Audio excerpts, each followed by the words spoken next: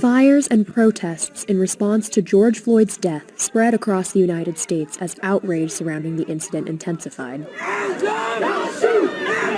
Don't shoot! I can't breathe! I can't breathe! Outside the White House, protesters faced off against police dressed in riot gear and Secret Service on May 29th. The White House was briefly placed under lockdown in response. And it's a great state, Minnesota. They've got to get tougher. They've got to get tougher. They've got to be strong. Honor the memory of George Floyd. Honor his memory. They have to get tougher. And by being tougher, they will be honoring his memory. But they cannot let that happen. The situation is incredibly dangerous. On May 30th, Minnesota's governor mobilized the National Guard, stating that the protests had become more than a response to Floyd's death. I myself can fully understand the rage. I spoke this evening to George Floyd's siblings quite extensively. I understand that rage. We've talked about it. We understand what has to happen. What's going on out there right now is not that. The demonstrations in Minneapolis started when police officer Derek Chauvin, who is seen in video footage pressing his knee into Floyd's neck, was fired, but had not yet been charged with Floyd's death. Days of protests continued before Chauvin was charged on May 29th with third-degree murder and manslaughter.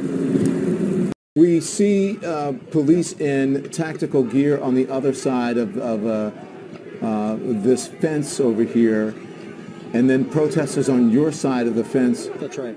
This is a standoff. Talk to me about what's going on. I mean, this is chaotic, perhaps the most chaotic that we have seen since night before last.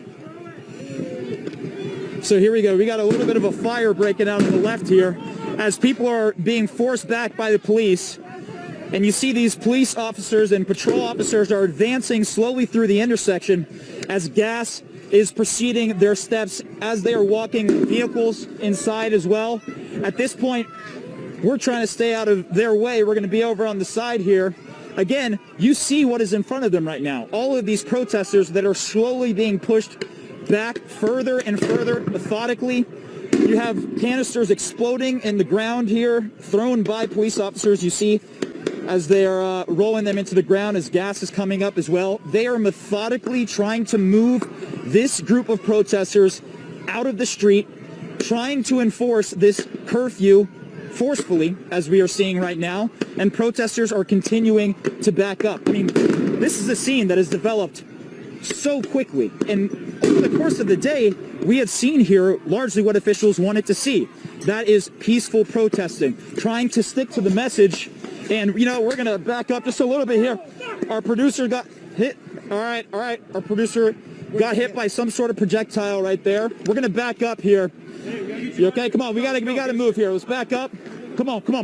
We're going to get back. We're going to move back. We're going to get to a safe spot here, Don. As they continue to methodically work there. We got to move back, fellas. Come on. Let's move.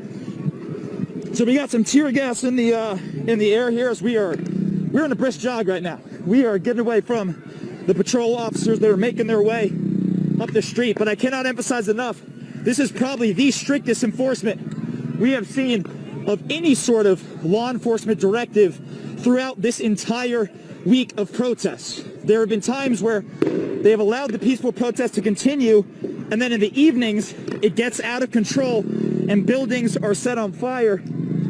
That does not seem like it's going to be the case here tonight.